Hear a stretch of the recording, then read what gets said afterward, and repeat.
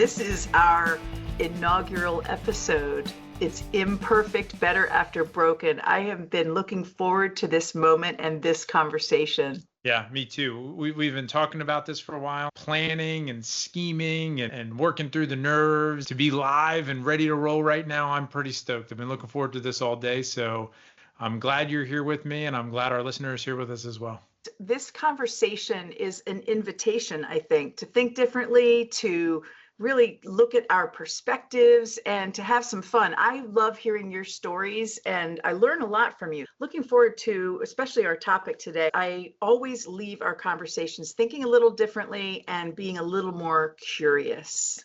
I have the same respect for your stories as well. And for our listener out there, I think that's what we want to be able to do is through our storytelling and maybe pulling in some of our listener stories at times will hopefully provide some great lessons and anecdotes that will challenge the way people look at things and hopefully give them a new perspective on how to go forward. This concept of imperfect, better after broken. We should tell the story of how it came about. It was such a cool day. We were talking about how life has a way of working out and how the struggles and the hard times that we go through, they tend to lead to these beautiful moments on the other side. And when you're in the mess of it, you're in the slog, you're kind of like, this is terrible. Like, this is not fun.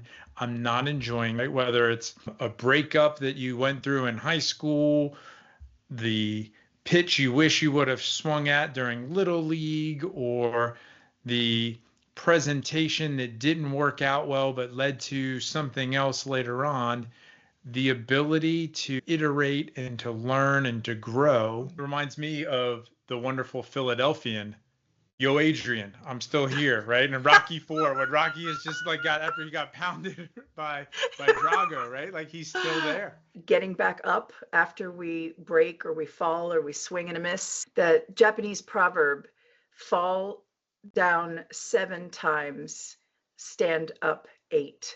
That's where the good stuff is. On the other side of that brokenness is how we come out of it, how we take the hit and bounce, is being unstoppable. Get back up and don't let defeat take it out of you. I saw a commercial for Rocky IV, and every time I watch that movie, I get so nervous. I've seen it 100 times, and I'm always afraid he's going to lose. And then he cuts Drago, and it's like, wait a minute. He's getting pounded, right? Like, but he could win. He might be able to come back. And there's all this self-doubt. I mean, really, that movie, we could do a whole episode. Maybe we will in a future iteration on Rocky IV and kind of how that is a great metaphor for being better after broken. I must break you. And that determination that he has, that he's got to take him down. And Rocky has this unbreakable spirit, but we go in there with him in that moment of feeling exhausted and broken and bleeding and just lost. The crowd isn't sure what's going to happen. We aren't sure what's going to happen, but we're cheering for him. There is no great hero story without an overcoming of some brokenness. Yeah, and that look in his eye when he tells him, I must break you, you see that quick fear and then the determination. Yeah. This is not where I thought we were going to go right off the beginning, but I am excited. Perfectly this is wonderful, imperfect. Right? From Philadelphia's own, like, here we go. And I say that as somebody who is not necessarily a big fan of Philadelphia, at least not the Eagles. So, I mean, we're really going to listen. Talk about an imperfect season. I can't. Yeah. Ooh, too soon. The only thing better than the Giants winning is the Eagles losing. So, and our audience will come to learn I am unfortunately a Giants fan, and so that has come with lots of that. Talk about imperfect. So a lot of patience and heartache and persistence. Today we want to dive into a concept that really has kind of influenced both of us, and we talk about a lot, and that's the concept of wabi-sabi, which is the Japanese philosophy of finding beauty in imperfection and impermanence. This isn't just about aesthetics. It's kind of about resilience and authenticity and that Rocky-esque courage to embrace what's real and to look the thing that's scary in the eye and say, you're going to try to break me, but I'm going to keep getting up. As you will learn through our topic today and throughout this whole series, perfection is a myth. Brokenness is not the end. It's often the beginning of something extraordinary. When we are broken and beaten down and kind of in our last round and exhausted. If only we could look at that brokenness and find the beginning or the hope, the fact that that can be a doorway into something even better. It's so hard to think that way in the moment, which is why I love the concept that you're introducing of wabi sabi, the beauty in the brokenness. Being rooted in simplicity and acceptance. And I think that that is really important, that acceptance piece of recognizing that the beauty is, in fact, in the imperfect. I mean, you think about some of the most famous works of art, lots of them were readily admired for their beauty, but then there are some, I mean, I think the Mona Lisa comes to mind, where people at first, when they saw it, were like, okay, cool. I don't think that when it was revealed, the critics at the time looked at the Mona Lisa the same way that folks now who wait outside the Louvre or crowd the Louvre to see it are. Perspective matters. And how your perspective can shift when you're scared, in the moment, in the mud, on top of the hill, and being able to really start to challenge yourself with that recognition that, okay, maybe I can get through the moment quicker if I'm looking to find the beauty and the imperfection and appreciate the transient nature of moments instead of expecting everything to always be awesome. This concept of radical acceptance. Remember when you introduced the I believe button? Early in my career in the military, somebody drew on a piece of paper the I believe button. It was a little button, and he looked at me, and he's this salty warrant officer, and he maybe 30 years in, he's like, just hit the I believe button. And I'm like, what? He's like, this is happening one way or another, but if you hit the I believe button, you'll feel better about it because you'll feel like you have a vote. And I was like, that's great, right? So boom, I believe. That's it. Let's go. And then you kind of commit yourself to, okay, the only way out is through. I'm going to find a way to do this. The I believe button in that moment really provides people with a little bit of agency. I think that's one of the hardest things, and where I think the power of wabi sabi can be found is there's a helplessness that comes with adversity or when there's challenge. But when you can say, you know what, I still have my hand on the wheel. I'm involved. I have some agency. I have some autonomy. I have some authority to act. That feeling of helplessness melts, or at least it erodes a little bit. Rocky is getting pounded in the ring, but there's moments where he's like, I get to fight back too. I'm not just taking it. It is about taking your power back, or realizing that you have it in a moment when you might not even realize that it's there. One of my favorite books is The Missing Piece. Shel Silverstein wrote these incredibly simple, which is one of the wabi sabi principles that you talked about, stories. And in the book, there's this concept of I'm on my way, I'm looking for my missing piece. And it's this little Pac-Man dude that's rolling around and looking at, this piece is too big, this piece is too small, this piece is too sharp, this piece is too dull. In this search to find the missing piece, you're not broken because you have a missing piece. That's part of what makes you you. I am related to the actress Ellen Barkin. And one of the things I love about her is her smile is crooked. It's not perfect. It's broken. It's like it, you know, that's part of what makes her her. And if you took away the asymmetry of that smile, she wouldn't be Ellen Barkin. So it makes me appreciate the wabi sabi, or the imperfection, the beauty in the broken. Her smile makes her unique. Things that have the weathering, they have the story to them, they have the broken piece that's been either glued back together, or as we've talked about in kintsugi, where the Japanese art where they repair pottery with gold or silver fill to take something that would have otherwise been discarded and celebrate its beauty by making it better or repaired. Instead of hiding the cracks, you're highlighting them. And you're celebrating. One of my buddies tells a story about how his first date with his wife went epically wrong. And I remember at the time when he told me about it, I'm like, wow, you really messed that up. And then now, 20 some odd years later, it's like, that's a really powerful memory for them. Remember when we almost messed it up, but we saved it? I spent the first half of my career trying to avoid, hide, compensate for, cover up my many glaring flaws, trying to be really polished when I would speak in front of a large crowd and have big words and sound together. And I had an executive coach who focuses on getting people ready to go on stage. She said to me, play into your flaws, like own them. And it was this mind-boggling concept to, rather than trying to hide them, kintsugi them, put gold on the fact that you are not the typical executive or the typical leader in this space. Like, own that. That becomes part of your brand. Unthinkable based on what I had thought it took to be a great leader. And the minute I started embracing my flaws and leaning into them and sharing stories about how I have failed, my career took off. And that's when things started to really go well for me, when I leaned into the broken, unfinished part of self. So by leaning in and embracing it, it was almost liberating and freed you to really be a better version of yourself, or to be the best version of yourself, instead of holding on too tightly.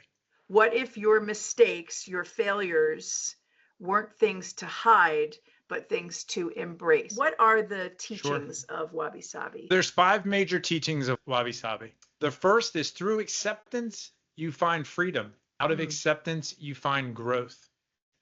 I may slip a or a like in my speech, or I may cough, or every now and again I slip into talking like a pirate instead of talking like a boardroom polished professional.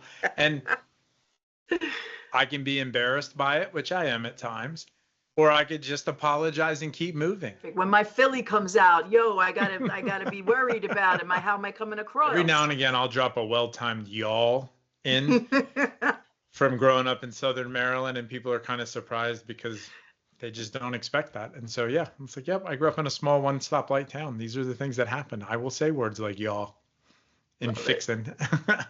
Fixin' too. And isn't that the area of our region where everyone's Hun? Ooh, that's good Baltimore, right? Yeah. You want a natty bow, Hun? My brother's a big Baltimore Orioles fan and enjoying a natty bow and loves when somebody gives him a Hun when he orders one. Chris will appreciate that. So the second major teaching of Wabi Sabi is that all things in life, including you, are in an imperfect state of flux.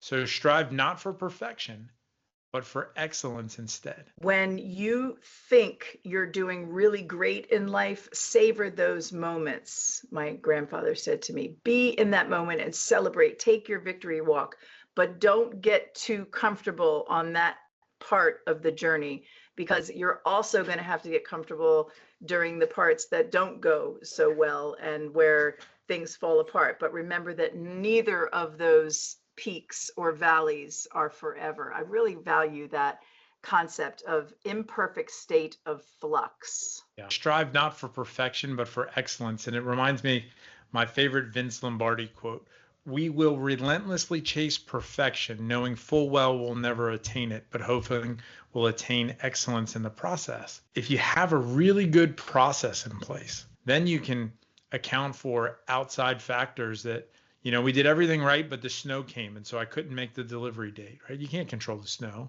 but you did all the other things. Now you can revise, like, okay, what do we need to do now to account for these things? And I think sometimes, especially in business, people get really wrapped up in perfection instead of repeatable, executable, people-centric processes. And then they try to measure this thing that's immeasurable instead of saying, do we have a process that's repeatable and executable? It's a home base to go back to when things fall apart. They talk about going back to the fundamentals when you're struggling, or when you watch these competition shows, whether it's cooking or Amazing Race, just like focusing on the things that that are ingrained in you, instead of trying to get fancy or going out there and experimenting necessarily with something new and innovative. Sometimes it's just about going back to those basics. Shoot for the moon, and even if you miss, you'll land among the stars. All right, so the third of the 5 major teachings is to appreciate the beauty of all things. This includes the beauty that hides beneath the surface of what seems to be broken.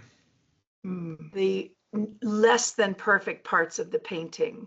The voice of the singer that has a little bit of a break that isn't perfect. X Factor or American Idol. It's not about the perfection. It's about being all in, including the beauty you said that hides beneath the surface of what seems to be broken. What does that bring up for you? I can relate to the second bullet, strive not for perfection, but for excellence instead. I love to cook for people. I love to do nice for people. And if I overcook the steak or I burn something, I get really agitated with myself because I wanted it to be perfect. And for me, that's a great reminder of, yeah, you may have burned it, but you're still with your family. You still have an opportunity to have a beautiful moment within this thing that might otherwise not have landed. So yeah, right? I didn't have the perfect steak. The internal temp was 170 instead of 165. I'm still with my favorite people in the world. I'm still breaking bread with the people I love. You just brought a story back to me that I haven't thought about in a long time.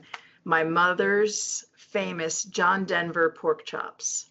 What is it? John Denver pork chops. When we were kids, my brother and I, we would love to listen to my mom sing because she has the voice of an angel, of a dove, and she loves music. She absolutely loved John Denver. And so she was cooking dinner, as she would often do. She'd turn on music really loud and we would be dancing around and doing our thing. And she would get so caught up in the music of John Denver that this one particular day we're dancing in the living room, hanging out, having a great time.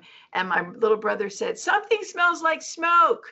And so we're dancing to John Denver. My mom flies into the kitchen and there are these black pork chops, John Denver pork chops. The reason they're called that is because she was so enraptured in the joy of spending time with her kids and singing the song that really awakened her heart from within, that she blackened the pork chops got blackened. So the whole house is filled with smoke. And my dad comes home and he was like, "What is it?" And they couldn't stop laughing. And the meal wasn't the nice that she was trying to prepare for everyone. But I'm here now 50 years later telling this story and remembering with such joy those precious times with my mom and my dad and my brother. Imperfect and all. John Denver pork chops are a symbol of imperfect. You and I are experienced people. Seasoned. Right? Do you remember Kazoo from the Jetsons? Oh, yes. He was essentially this little alien that would pop up and provide wisdom from time to time. He was also George's somewhat nemesis. But wouldn't it be cool if like a Kazoo-esque character popped up in those moments and said, "I know you're frustrated about your pork chops, but you're going to laugh about this and this will be one of your favorite memories," right? Like how cool would that be for people if you had that sort of like, as the canoe was rocking, somebody grabbed it and steadied it for you to be like, "Settle down, take a breath. This is actually going to be one of your favorite memories," and then kind of hit play on the tape again. You are onto something. And in fact, there's research from Michigan State University that if you can get out of your first person point of view for just a second and think in the third person. So an example would be, Susan is really blowing it right now with trying to cook cook this steak, but she's trying her heart out. And what she's hoping to do is make a fun moment for her family. Talking about yourself to yourself in the third person gives you that psychological distance that actually creates lower cortisol levels, lower stress, and more ability to be fully present in the moment by putting yourself in that third person. It's the kazoo factor. So if I'm having a bad moment, if I instead of saying to myself, "Oh, I really messed that up," if I just were to say, "Jeff, that wasn't what you were trying. Next time, let's try this," it gives me better separation and space to process and learn from it. Exactly. Look at the movie without being immersed and helpless as the character in the movie of your life. You appreciate the beauty that hides beneath the surface of what seems to be broken. Pausing the movie of your life to say, treasure this moment. You did this the other day. We were talking to somebody and they had a toddler come in the moment. Oh yeah, our coworker's daughter showed up and she apologized to everybody, and And I was like, you know what? Don't apologize to anybody. I would love for my son or daughter to pop into the office and interrupt a call right now and to get a hug. It leads into this fourth topic, right? That slow and simple is the only way to feel joy of what it means to be alive. I think so often we get immersed in the hamster wheel of life that we forget to slow down and savor what's happening. One day, your kid's going to be in a different town and they're not going to interrupt your call just to give you a hug and tell you how wonderful they are. And probably before it comes to that, they're not going to, if they interrupt your day at all, it's going to be to tell you, you provide everything for me, but I'm not sure you're as smart as I think you are. But really being able to slow down to feel the joy of what it means to be alive is that fourth principle of Wabi Sabi. I think that's a great connection between the two. What's the song? Cats in the Cradle? How much I wanted to make the connection, but Dad is too busy. And then by the time Dad wakes up and realizes that he's missed all this time with his kid, the kid is too busy. My child arrived just the other day. He came to the world in the usual way, but there were planes to catch and bills to pay. He learned to walk while I was away, and he was talking before I knew it. And as he grew, he'd say, I'm going to be like you, Dad. I'm going to be like you. And then it goes on, and it's this kid running after his dad, trying to make that connection. And then flip to the rest of the song. Well, he came home from college just the other day. So much like a man, I just had to say, son, I'm proud of you. Can you sit for a while? He shook his head and he said with a smile, what I'd really like, Dad, is to borrow the car keys. See you later. Can I have them, please? And so missing those moments when you're talking about number 4, slow and simple is the only way to feel the joy of what it means to be alive. It's about presence. I experienced this personally, and a lot of the executives that I work with struggle with that presence. You feel like you're tied to your phone and people at work can get a hold of you and you're so important, and not to diminish anyone's importance, but this tear between, I have to answer this work email, I want to help you with your homework. I want to be at your Little League game. I have this work trip I have to go on. And then really being able to help people find peace and serenity and quality over quantity. Time is not your greatest gift to somebody. Your attention is. And that really changed my perspective on things, that I would love to give you all of my time and all of my attention. Quantity has a quality all of its own, which is important. But you know what? I think if you were to ask family members, would you rather have a half hour of your loved one's undivided attention or 4 hours of them not being around?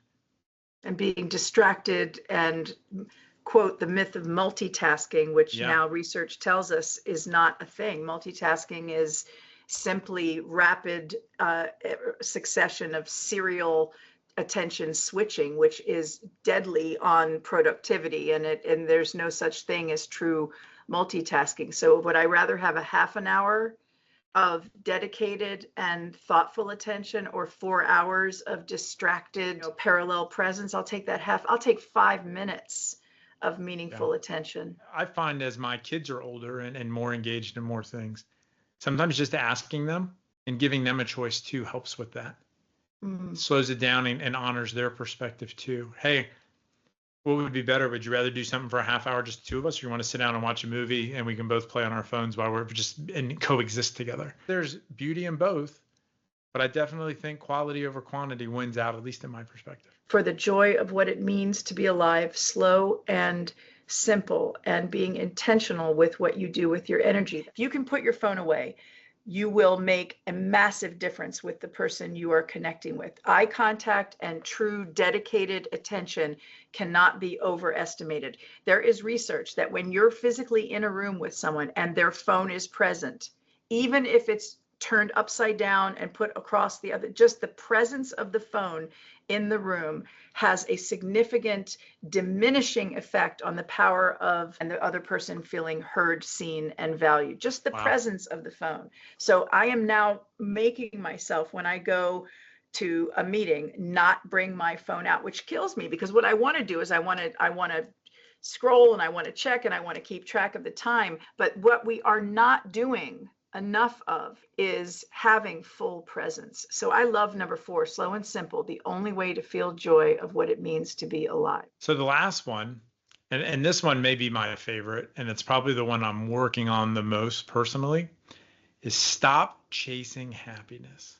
If you want to feel happy, become content exactly where you are with all that you have. That crazy myth of, if I just had a BMW, or if I just had season tickets to the game, when you find yourself saying, if I just, chances are that just won't be enough. So your point about stop chasing happiness through material or experiential wishing and wanting. In the world of psychology, the essence of dialectical behavior therapy is all about presence. Everything at this moment is exactly the way it is supposed to be. You think, well, that's not possible when, this is broken, or I'm fighting with my loved one, all these things that are broken and wrong. What if everything is exactly the way it is supposed to be right now, in service of your highest purpose, to prepare you for your next right move? It's powerful. I love that, but I will say that applies to everything except for golf clubs. That next, right? The new putter will definitely make the next round better. The new driver totally will make it better. To be content exactly where you are with what you have. We get so lost in chasing things. We get so lost in this expectation that I have to do more, be more. It really can steal the joy of the moment when you're constantly thinking that everything isn't good enough. And don't wish away what you have, because where you are is where someone else is praying to be. Where I'm at, which in my mind may not be enough, is what somebody is really working their rear ends off or praying their hearts away to get to. It kind of made me stop and really appreciate that. Abundance mindset is a choice.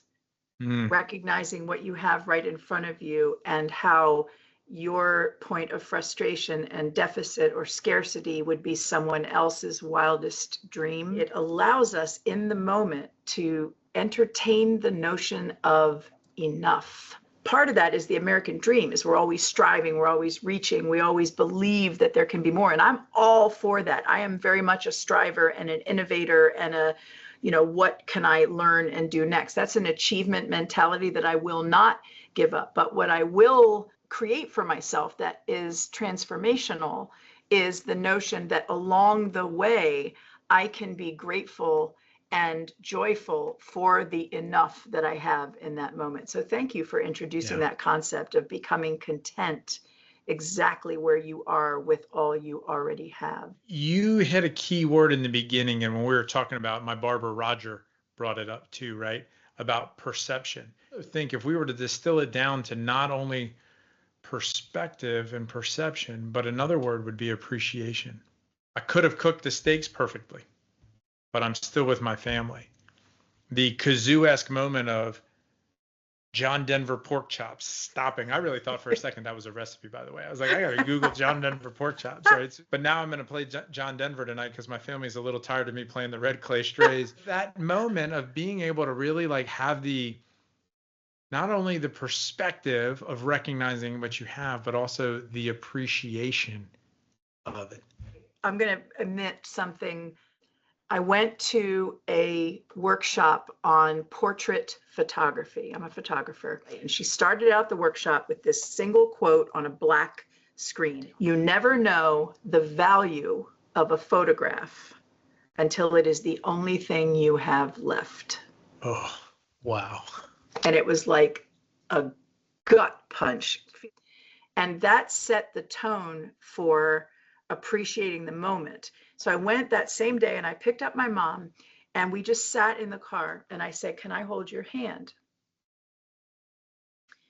And I just wanted to hold, and I always love her hands. I always love to touch her skin because she's just such a precious human being. And I looked at her hands and I looked at the lines and the imperfections on her hands. And I held her hand and I said, "Can I take a picture of this moment?" She said, "Yeah, go ahead."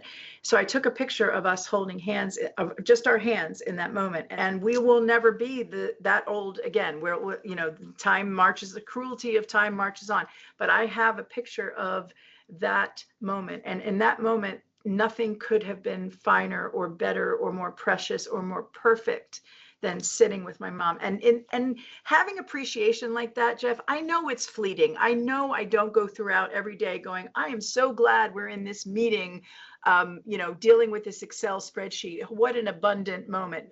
We don't always have that, but to take time with number 5, stop chasing happiness, but sit with it and realize that it's right in front of you.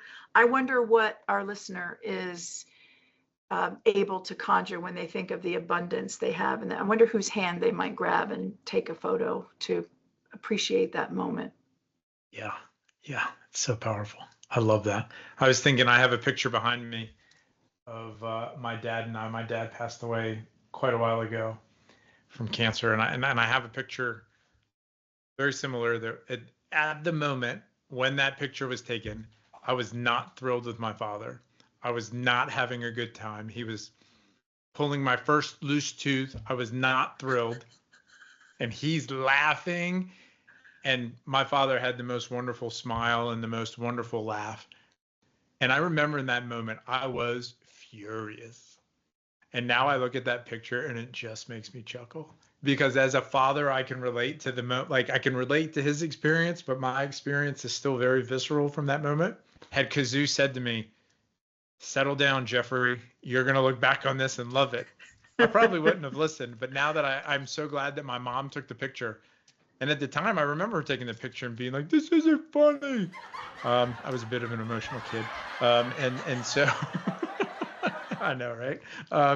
And so I just, very dramatic, still probably am. Now I look back at that picture and I love it. It's one of my favorite It's precious. memories.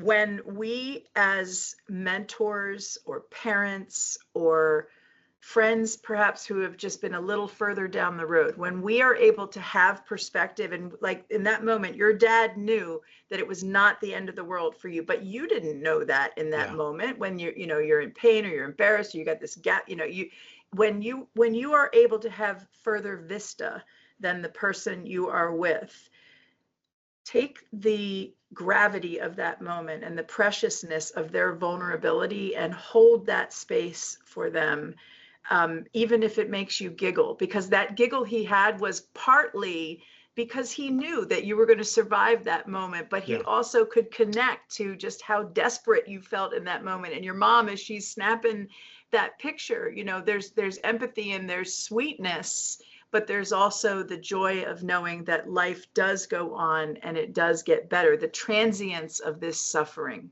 Susan, when you're working with your clients, or even from your experience as a doctor, how are you helping people make that connection as they're processing their trials and tribulations? I am going to answer it both from the perspective of a psychologist, but also as a leader who is perfectly imperfect in so many ways, imperfect. I am relentless about inviting people to take perspective. So you're looking at this moment where your tooth has come out and you're in pain and you're embarrassed or whatever's happening. If you can look at it a different way, kind of like what we talked about earlier, the invitation to become third person in your own movie and just say, are there other ways to look at this moment? I'm frustrated because if you can be like Rocky and like awaken within you that extra moxie, that extra gear, and you demonstrate to yourself that resilience. You did this the other day, Jeff, when you explained the physiological sigh or the physiologic sigh. Just when you think you've taken all the breath in that you can take a little bit more, and your body's like, wait a minute, I'm already gasping to let out the carbon dioxide that I'm creating, nope, there's a little bit more, and then hold it. It's like proving to you, it's a stretch assignment, the physiologic sigh, a stretch assignment. Can you wait a little longer? Can you take a little bit different perspective than you currently have? One of the magical concepts that I wish I had learned in my 20s or even my 30s or even in my 40s is API, assuming positive intent. Nobody wakes up and says, let me see how I can be a complete chucklehead today. Nobody does that. Nobody gets up to cause that. But here we are. We're all just splashing around in our own well, trying to get our water. And we're going to splash on other people sometime. If we can assume positive intent when we get splashed, when we get cut off by somebody driving on the highway, nobody's out there to try to make my life miserable. They're just trying to figure out their own. What do you do? How do you handle it? And assuming positive intent, and I talk to clients sometimes and even do this with myself about what's the most generous interpretation, right? Wow. My assumption is that this person said this to be judgmental. Why can't you be supportive? And maybe in that person's mind, they're being supportive. Wow. Well, when I wear that hat, right, I take the less judgmental hat on and I put the most generous interpretation hat on, or look through it through those lenses, and then the perspective shifts dramatically, right? And then that right back to perspective. I have a whole different perspective about it. Wow, Jeff, or third person me, maybe I can think about it this way. What's the most generous interpretation? Because we internalize the worst of everything. They're out to get me. Are they? Or maybe they're having a bad day and they didn't give you their best moment. Think about the transience of that moment in comparison to everything else and the impermanence of the moment. That wasn't a great interaction with my spouse, or it wasn't the best interaction with my kids, or my coworker and I probably could have been more patient with one another. How do we possibly shape that into something different?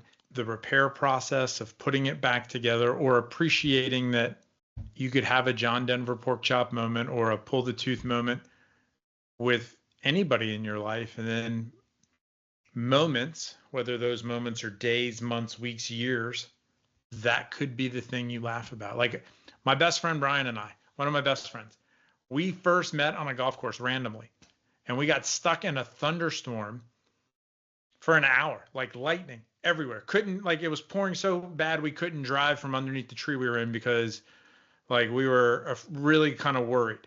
Now it's one of like kind of our favorite memories that every time we golf, we talk about, I wonder if we're gonna get stuck under a tree today, right? Like that's pretty cool, right? That is wabi-sabi at its finest. As again, you never know when that moment's gonna happen. This is Driveway Brian, right? Yep. My wonderful friend, Brian, it's almost one of my favorite things is he will just show up at the house. I love it. I do the same thing to him. Our wives do not find it as entertaining as we find it to be, but I think everybody needs a friend that just shows up at your house with a beer from time to time. He is so endearing to me because I got to watch your face. We were in a meeting and all of a sudden you're like vibing and we're solving the world's problems of leadership coaching. And all of a sudden you're like, hold on a minute. And you look over here, it was like squirrel. There's something going on over here. And you're looking out the window, you're like, oh, it's Brian. I'm like, hey, everything okay? You watch you go, oh, yeah, this is my best friend, Brian. I'm like, well, don't you need to go? Like your friend has come to your house. You're like, no, he does that. That kind of connection that you have with someone where you can be your whole and true self is really powerful. The fact that your friendship emerged from under a thunderstorm canopied golf cart under a tree. I'm a firm believer that all relationships are broken in some way. And it's about the repair and who are you willing to go the miles needed to do the repair work. And it's those who stick around and for whom you stick around where the true love emerges and friendship through that repair process when they see us in our imperfect, crooked smile, John Denver pork chop, thunderstorm golf cart kind of way. Because it's the choice. You're choosing that moment. You're choosing to go deeper. You're choosing to give them 30 minutes of your full undivided attention, or you're choosing to give them the most generous interpretation. Us doing this Imperfect, Better After Broken show. We had no idea at the start of this hour, and can you believe it's already over? We had no idea how it was going to go. We planned, we talked about the topics we wanted to discuss. We knew that we wanted to center around the Japanese notion of wabi-sabi, beauty in brokenness, but we weren't sure what stories would come up. We weren't sure, we know we are good colleagues and that we share a belief in the power of coaching and leadership, but we weren't sure what was going to happen. There was kind of this leap of faith. At one point, I think we had that eye contact of this is working. Like, it's cool. Let's keep going. Right. But to be able to do that imperfectly and without every point scripted to perfection is the beauty of brokenness. Reminds us that life isn't about flawless symmetry. It's about the beauty of the cracks, the wisdom of the scars, and the strength to rebuild. The challenge is this week is to notice the imperfection. I asked somebody earlier in the week in a coaching session, how many Jeeps did you notice on the way into work? And they're like, oh my God, I have no idea. I'm like, exactly, you weren't looking. I bet on the way home, you'll pay attention and you'll notice. And they sent me a message with the number that they observed. This week, my challenge to you is notice the imperfection, not only in yourself, but in others, in your work. And instead of fixing it, and instead of judging it, appreciate it. Apply some perspective. Maybe give people, and I dare say yourself, the most generous interpretation. Give yourself that kazoo moment of, what can I learn from this? How can I laugh about this? How can I make this something that doesn't define me or relegate me to something negative, but builds me into something better? Because after all, challenge. Yeah. No, please. There was a moment of wabi-sabi just now, and we're, no, you. And I love that we allow that. Tell us more. After all, perfection isn't weakness, it's wisdom. It's experience, it's seasoning. And sometimes the most beautiful things are the burnt dinners. Memory with your parents. The most beautiful things are the ones that have been broken and repaired and captured. Because life isn't defined by what happens to you, but by how you choose to respond. Embracing the broken parts as the building blocks of your most beautiful and wonderful flawed self. I appreciate that you brought your perspective to the table and allowed this to kind of unfold in its own organic, kintsugi, gilded kind of manner. I had a ball listening to you and talking with you and thinking about wabi-sabi and imperfect. This has been a blast. I can't wait to do it again next week. Me too. So next week, and every Sunday at 6 o'clock Eastern, 5 o'clock Central Time, right here on Sandcastle Radio, America's hottest online variety and music station. It is Imperfect, Better After Broken with Jeff Servello and Susan Hendrich. And until next time, remember, perfection is a myth. Brokenness is not the end of something extraordinary. Talk to you next week. Awesome. Thank you. You are so awesome. Well done. We did it. Give me 5. That was cool.